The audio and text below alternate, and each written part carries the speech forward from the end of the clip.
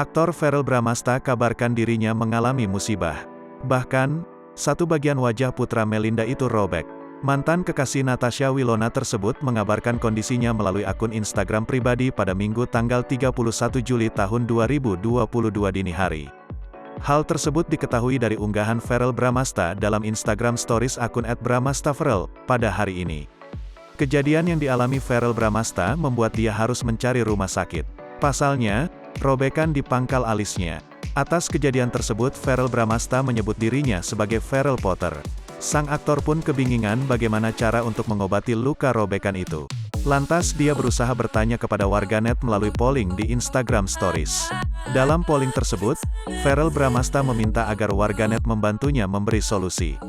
Ada dua pilihan yang dibuat oleh Verrell Bramasta, yaitu memakai Hansaplast pada area robekan tersebut atau tidak usah memakai Hansaplast. Tak lama, di malam itu Verrell Bramasta kemudian curhat dia tidak menemukan rumah sakit yang bisa menjahit luka tersebut. Sudah ada 2 rumah sakit yang dia coba konfirmasi namun tak bisa mengobatinya.